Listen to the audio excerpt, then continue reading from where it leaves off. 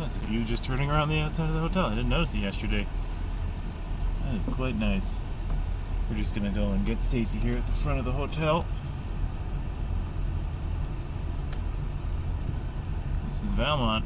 Beautiful, beautiful, beautiful scenery.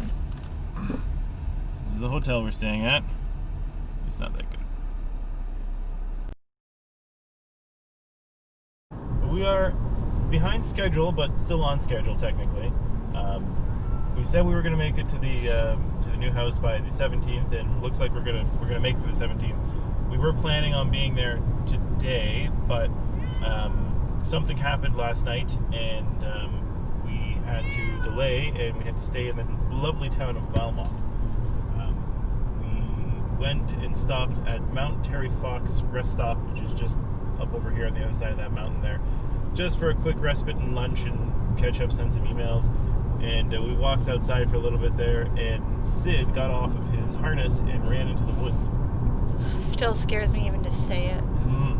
So he was in there, and we were up there for the remainder of the day.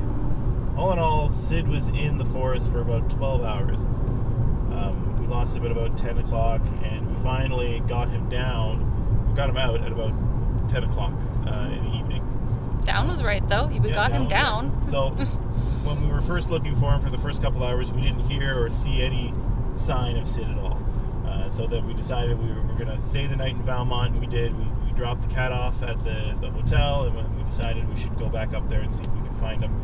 When we got there, we didn't see or hear anything until maybe about an hour later, and we started hearing meows in the forest. So we were rampantly, just like that, we were rampantly looking through the forest, trying to find any sign of him and trying to triangulate where his meows were coming from. And he kept on confusing us, because we'd get to the spot where we think he was meowing, where it was coming from, and we couldn't find him. So we spent 4 hours doing that, just traipsing around the forest, hearing small little meows from him, and eventually we're just sitting there and we're like, you know what? Sid likes to climb. We have to start looking up. And 2 minutes later, we heard him meow, and I looked up, and there he was at the top of this tree. It had to have been 20 feet tall. Yep. Just sitting there, right up top, meowing at me, staring at me. Yep. It was mixed emotions, because I was angry at him, and I was so happy that we had found him. So, anyways, I tried to climb the tree. I got about 3/4 of the way up, maybe a bit further, but I was just about 5 feet away from him, and I couldn't reach him, and he was pretty angry at me, because I kept trying to poke him and shake the tree down to see if he would come down, but he never did. So eventually, Stacy got on the phone, and she started calling the hotels. She started calling tow truck companies, RCMP, tow truck companies, everything she could. Everybody said, well, we'll see what we can do. Give us your number. Maybe we can send somebody out there. Eventually, Stacy had enough, and she called 911, and she made a plea. She said, charge me whatever you want, but we need your help. I know it's not an emergency. And apparently the 911 operator, the dispatcher, was a cat lover, so she pulled a couple favors and got the fire brigade up there, and they brought a big ladder, and I climbed up there, and I grabbed the scruff of his neck, and I pulled him down from the tree. We owe those guys in Valemount a lot. A whole lot. So we have to thank them somehow. They didn't want anything. I tried to offer around some cash, a donation in their name. Nothing. Yeah. All they said was, your thanks is enough, and taxpayers pay for this. So we'll think of something, but we're very grateful for the town of Valemount and the volunteer fire department that helped us find Sid, and we're not stopping anymore. No rest breaks. We're just going. No. So.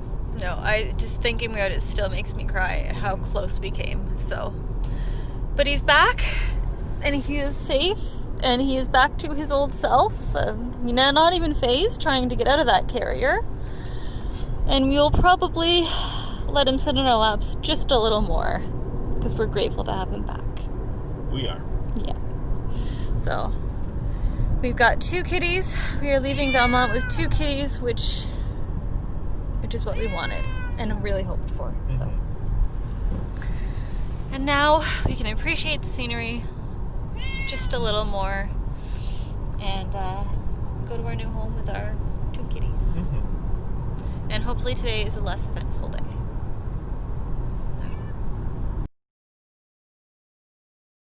Mountains. Let us know about them. Well, I don't know. It's interesting the way that these mountains are kind of formed, I guess. It's like an impenetrable wall. Like, you have to traverse this entire valley in order to get out on the other side. It's incredible. There's no way through these mountains. You have to go around them. It's crazy. Yeah, it's kind of lap on top of each other. Yeah, it's really nice. And then on the other side of that is the Caribou Highlands. So it's not like there's another valley. You go up a fair amount. That's crazy. Look at that. Just keep going. Beautiful. Let's go again. Okay, go. Oh, well, we're in Grizzly Dan, Ridge Park. My ears just popped. Almost out of the valley here. We up onto the Caribou Highlands and into Prince George.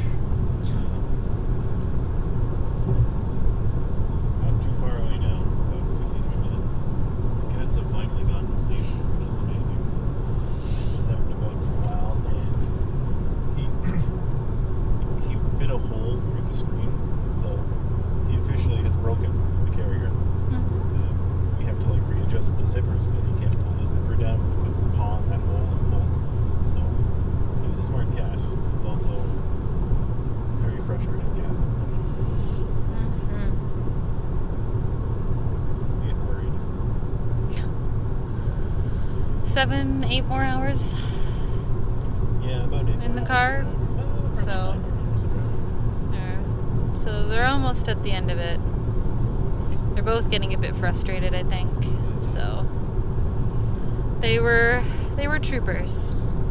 7 days, 6 days on the road. So Strange hotels. yeah, nothing familiar except us and their carrier kind of thing. So they're doing all right, all things considered.